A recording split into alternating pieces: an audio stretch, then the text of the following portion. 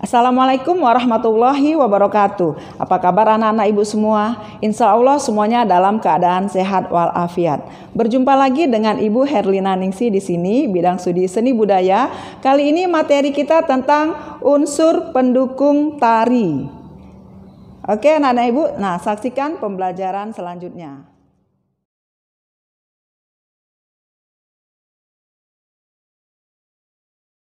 Oke anak-anak ibu, berjumpa lagi kita di sini. Kali ini materi kita tentang seni tari ya nak, materi yang baru.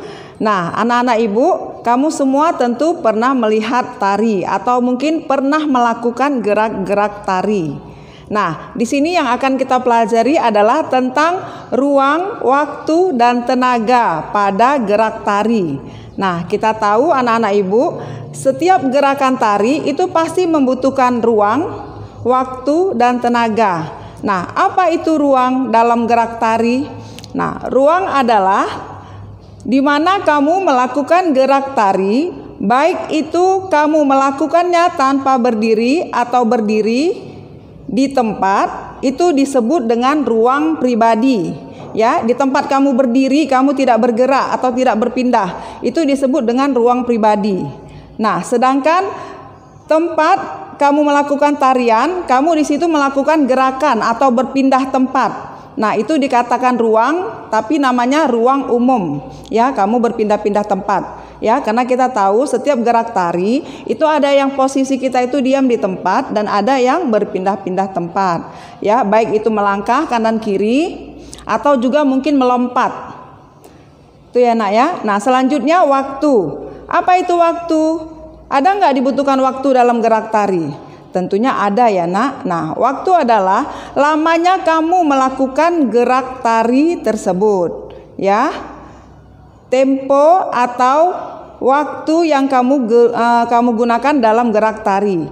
Baik itu gerak tari yang estetis maupun yang gerak fungsional.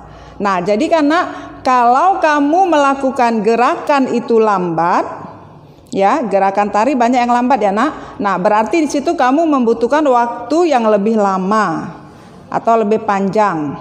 Ya. Nah, sedangkan kalau kamu melakukan gerakan itu lebih cepat, ada ya nak, cepat atau mungkin dia dengan melompat. Nah, berarti waktu yang digunakan juga akan lebih cepat. Nah, begitu sebaliknya ya nak. Nah, selanjutnya anak ibu, yang ketiga itu adalah tentang tenaga. Dibutuhkan nggak nak tenaga dalam tarian? Oke, tentunya dibutuhkan ya nak. Nah, kita tahu gerakan-gerakan tari itu ada yang keras, ada yang lembut. Ya.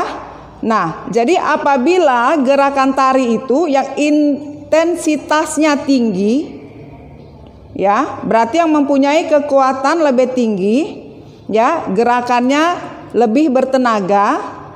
Tentu di situ kita membutuhkan tenaga yang lebih kuat. Ya, sedangkan apabila gerakan tari itu intensitasnya rendah atau lembut, ya, tentunya kita di situ hanya membutuhkan sedikit tenaga. Ya, nah contohnya seperti ini. Ya. Misalnya gini ya, anak ibu tentunya tahu ya. Gerak-gerak tari itu banyak sekali diambil dari aktivitas kita sehari-hari. Ya, termasuk aktivitas menyiram bunga atau mungkin aktivitas bekerja seperti mencangkul, ya, atau juga menjala ikan, ya, atau ini mendayung perahu. Ya, nah, jadi sebenarnya gerakan-gerakan tari itu dasarnya diambil dari gerakan-gerakan aktivitas kita. Nah, jadi contohnya tadi yang menggunakan tenaga. Ya, apabila intensitasnya rendah, otomatis tenaga yang kita gunakan sedikit atau lebih rendah. Itu contohnya gini ya, ibu ambil gerakan apa ya? Mendayung sampan. Ya, tuh mendayung sampan ya.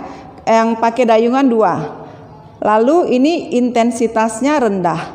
Berarti ibu melakukan gerakannya seperti ini. Pakai hitungan ya nak. 1, 2, 3, 4. 1, 2, 3, 4. Itu kalau rendah.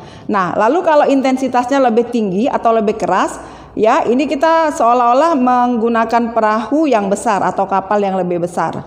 Ya, kita pasti menggunakan ancang-ancang. Ya, jadi posisi kaki kita tentunya tidak rata lagi, tapi harus lebih maju satu ke depan. Ya, dan kita melakukan gerakannya pasti lebih keras. Ya, seperti ini contohnya. Ya, 1, 2, 3, 4, 1, 2, 3, 4. Nah, jadi di sini karena berpengaruh dengan tenaga dan waktu. Jadi apabila gerakan itu kamu lakukan kecil, otomatis waktu yang digunakan juga kecil. Tapi apabila gerakan itu lebih luas, ya, jadi ini berpengaruh juga dengan tempat. Ya, kalau ruangannya ruang gerak kita ini lebih besar, otomatis tenaganya lebih besar. Ya, karena bisa dilihat gerakan ibu ya nak. Ini ibu menggunakan dengan ruang yang sempit, ruang yang kecil. Ya, ruang yang kecil tuh maksudnya bukan ruang tempat ibu menari ini kecil, bukan, tapi ruang gerak kita. Ya, ini ibu ambil yang kecil. Seperti ini, 1, 2, 3, 4, 5, 6, 7, 8. Kecil dia segini ya. Berarti bersamaan juga dengan ini waktu yang kecil. Nah, sekarang ibu menggunakan waktu dan ruang yang besar, berarti tenaganya juga harus besar. Nih, ibu gunakan ruang yang besar. Ibu langkah kaki ke depan sedikit, lalu tangan ibu lebih luas menggunakan gerakannya nih, lebih besar ruang yang ibu gunakan. Ya, nah otomatis ruangnya juga besar, waktunya juga besar, dan tenaganya juga pasti lebih besar.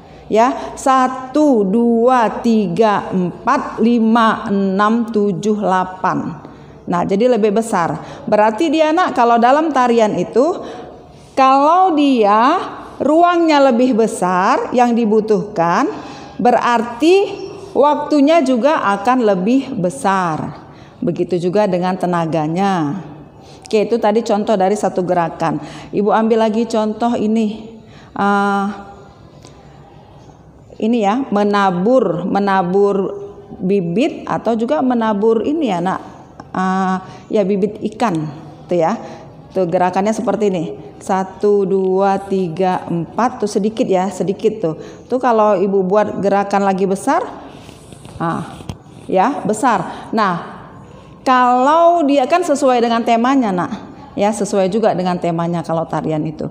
Jadi kalau tariannya misalnya digambarkan tentang menabur benih yang hanya di tempat, tentunya hanya seperti ini ya, 1, 2, 3, 4 itu kecil kan. Nah, lalu misalnya kamu temanya itu menabur benih atau bibit, tapi dia tempatnya sangat luas atau mungkin jaraknya agak jauh, berarti kamu kan agak sedikit melakukan gerakan lompatan ya, 1, 2, 3, 4. Nah, bisa seperti itu ya karena. Nah, jadi antara ketiga ini, antara ruang, waktu dan tenaga itu semua saling berhubungan ya, saling berkaitan. Nah, jadi anak ibu ya, di sini ibu akan memberikan pertanyaan pada kamu ya, apa itu yang dimaksud dengan ruang, waktu dan tenaga dalam tarian. Ya, kamu jelaskan apa itu ruang, waktu dan tenaga dalam tarian. Nah, sampai di sini dulu pelajaran kita. Assalamualaikum warahmatullahi wabarakatuh.